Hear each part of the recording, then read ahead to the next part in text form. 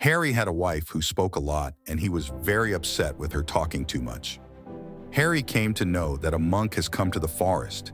He takes his wife to him and says, "Monk, please explain this to him. She talks a lot, even after I refuse. She keeps talking all day long. I try to explain to her so much that she should learn to keep quiet by being less forceful, but no, and every time there is a fight because of this." Monk smiled and said, "I am telling you this. Let me explain. With the help of a story, there was a disciple of my monk who was very talkative. He used to talk here and there all the time and never remained quiet. When he went to collect donations, he brought a new story from every house, and he used to narrate to other disciples of the ashram and gossip about one disciple to another, and tried to be good in front of others and kept praising himself from his own mouth. And we always tried to prove ourselves as the most intelligent and best in front of the monk. He considered himself different and superior to all the disciples. He said that I, a child from a rich family, could live a comfortable and full of facilities life if I wanted, but I left all that and came here because I wanted to search. To know oneself is to know life. One day, the monk called all the disciples of the ashram and said that all of you will have to take some resolution for the next 1 month. This will strengthen your resolve and will infuse self-power in you. All of you will fulfill your potential. According to this, you can take any resolution, and if any of you whose resolution is broken before 1 month, then he can come back to his old routine. All the disciples took resolutions according to their power and told the monk about their respective resolutions. After telling about it, he went away from there. But the disciple who wanted to differentiate himself from others went straight to the monk's hut and said, "I do not want to take any small or big resolution, but I want to take another great resolution like my own. Please you. Just tell me, what resolution should I take?" Hearing this, the monk smiled and said, "Will you be able to fulfill the resolution given by me? Will it be possible for you to fulfill it? Probably not. It is not possible for you. You will not be able to fulfill it. That is why you yourself. Find some number," the disciple said.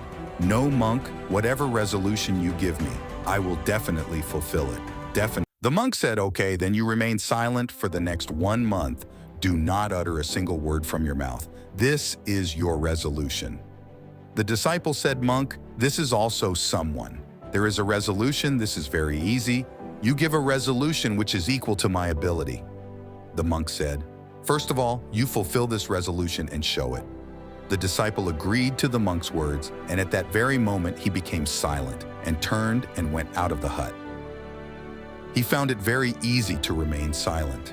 He spent 1 day somehow by remaining silent, but from the second day onwards, the burden of not speaking started increasing in his mind, and on the third day he started feeling heaviness, and on the fourth day there was a strange restlessness inside him. This started happening because all the disciples of the ashram were talking to each other around him.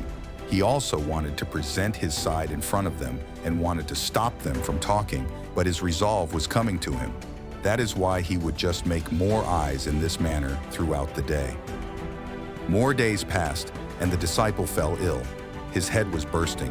He didn't even feel like eating or drinking. He only wanted to speak. He went to the monk and sat in front of him in writing and told him, "Monk, I want to speak. I can't breathe without speaking. I am getting suffocated. I am going crazy inside. What should I do? Should I break my resolution?" After reading this, monk smiled and said, "I am not meant to make resolutions, but the one who fulfills his resolution has his inner strength. And the one who increases his inner strength moves ahead on the path of society and awakening. It was in your hands to take the resolution, and it is also in your hands to break it. Many of your brothers abandoned their resolutions and went back to their old days. You are back to the routine. If you are not able to do it, then you can also resolve and go back to your old routine. But remember, if today you are not able to handle this small resolution, then how can you handle the rest of your life? The rest of the decisions are completely in your hands." These words of the monk hurt the heart of the disciple. He went back from there without saying anything and locked himself in his hut and came out of the hut only for his important works. For the rest of the time, he remained sitting inside the hut. 15 days had passed, and the resolve of almost all the disciples of the ashram had been broken by now. but his resolve was still going on. Since taking the resolve till now, he has not spoken a single word to the entire ashram. He was surprised that how can a person who speaks so much remain silent? After 15 days, he again went to his monk and wrote in writing that, "Monk, I am silent from outside, but there are many voices within me, many screams and complaints inside me. I keep talking inside. My mind asks all kinds of questions. I am as noisy from within as I am from outside. Is this how my resolution still stands?" Monk said, "Yes, your resolution is still continuing, but until these voices of people kept coming into your ears, your mind will keep on speaking because it has a habit of being silent on the outside, but you will keep on speaking on the inside. You should go away from these things and these voices." The disciple bowed to the monk and went away from there. And as soon as morning comes, he leaves his hut and goes towards the forest. Many days pass and the time for resolution is completed, but the disciple did not return. Everyone in the ashram was afraid that a wild animal might have eaten him. Meanwhile, many efforts were made to find him, but he was not found anywhere. The monk brothers agreed, had assumed that the wild animals had made him their prey, but the monk did not think so. One day, another disciple of the ashram came to the monk and said, "Monk, what would have happened to that very talkative brother of ours? Would the animals have killed him?" The monk said that maybe the animals had made him their prey, but there could be another reason for his not returning. Maybe he had found what he had gone for. Then the disciple asked Monk, "Is it so harmful to speak too much?" The monk said, "One of the many sorrows in a man's life is that he can never remain silent. He always keeps saying something or the other. More than half of our sorrows arise just because of our speaking. We also don't want to remain silent. We just want to tell the person in front of us whatever is in our mind. We want to put it in his mind. We want to make him understand that, look, you are wrong and I am right. This is the way of listening and narrating. Work goes on throughout life, but in this ignorance we lose our time, our life, our understanding, and most importantly, the precious moments which can be lived, which can be experienced, in which happiness can be achieved, but in return, what we get is nothing. Everything is wasted and wasted." The disciple asked, "Then what is the solution to this?" The monk said, watching your thoughts with full awareness, "This is the only way to think about all the mental problems by staying in the present and with full awareness. Doing one's work together brings miraculous changes in life." After that, the disciple got the answers to his questions from the monk, bowed to him, and went away from there. A month had passed since the disciple left the ashram, but there is no news of him till now. So all the monk brothers also gave up hope of his return. But one day he returned to the ashram, but now he was not the same person who had gone from here. He had come back as something else, and a wonderful change could be felt inside him. There was a strange pause on his face and peace in his eyes. As soon as he came to the ashram, all the monk brothers surrounded him from all sides and started talking. He also started talking to his monk brothers. Everyone who talked to him experienced this, that now he was no longer as impatient and talkative as before.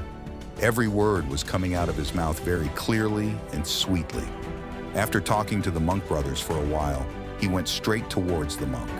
He bowed at the monk's feet, touched and said, "Monk, am I still silent? Is my resolution still continuing?" The monk looked carefully into the disciple's eyes for some time and said, "Yes, you are still silent. Not a single word is coming out of your mouth and your resolution." Still continuing, the disciple said, "Monk, when I left the ashram, I was silent. But there were many voices inside me. There were many questions in my mind, and they were not stopping. So I went to the forest with the hope that there I would find peace, and the chatter in my mind would subside.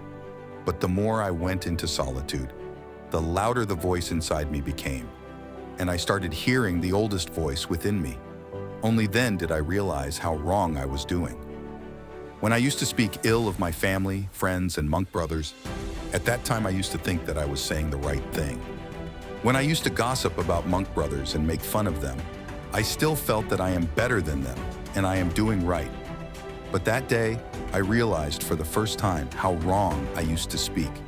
For a long time, these voices and complaints kept going on inside me, but gradually one day all these voices will end from inside me. Now I became silent from within also. There was no one to speak from outside in that dense forest, and there was no voice left inside. And that day, for the first time, I understood the true meaning of silence. There was a lot of peace all around me, although there were still some voices. All the sounds were coming which used to come earlier also, but I could not hear them. I could clearly hear all those sounds. The sound of wind blowing, the sound of birds chirping, and the sound of flowing water. I heard all these sounds for the first time. Consciously, I heard such peace all around me. I had never felt it before, so to break this peace, for the first time, I took out any word from my mouth. I shouted, "Oh God, what kind of peace is this? Why is everything so quiet? What has happened?" But even after my shouting, the peace was not disturbed. Everything was as calm as before, outside as well as inside. "Oh monk," I talked to my monk brothers. "I talk to you. I am speaking, I am walking, I am seeing everything.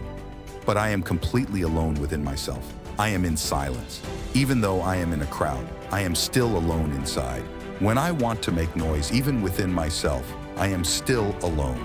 Now everything is visible, everything is heard." The monk said that as long as we keep speaking outwards, there will be unrest within. But the day we turn inward, then anything that comes out of our mouth will remain calm. All the evils in the world mostly arise from our speaking. Because we don't want to remain silent, we speak more than necessary. We don't want to listen to the other person, but stop him from talking. We want to make him understand who I am, what I can do, and this remains the aim of our life. All our energy keeps getting wasted in speaking in vain. In such a society, people's lives are filled with sorrows. Those who are always busy telling each other sometimes do not want to listen to each other, do not want to understand, and they have never learned to remain silent because remaining silent makes them feel small.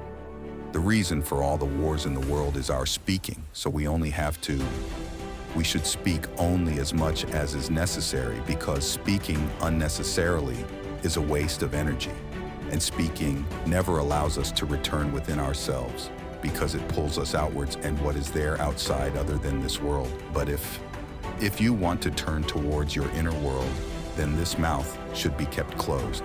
That is why all the Buddhas who became enlightened ran towards solitude, so that they did not have to speak much, did not have to listen much. They remained alone and calm. That is why it was easy to go inside. It was easy. But if someone wants, he can live in solitude and remain calm even in this world. But for this, he will have to save his energy, which he was wasting till now in his useless words. Friends, this is the lesson of this story, that speaking in vain is a waste of energy, and speaking in vain does not allow us to return within ourselves because it keeps us bent outwards, and those who want to travel inward should keep their mouths closed, I hope. You must have liked this story and got to learn a lot. You can tell us your thoughts about the story by commenting in the comment box below. Rest, if you like this story, then like this video and listen to more such stories. Please subscribe to channel Inner Light. Thank you so much, guys.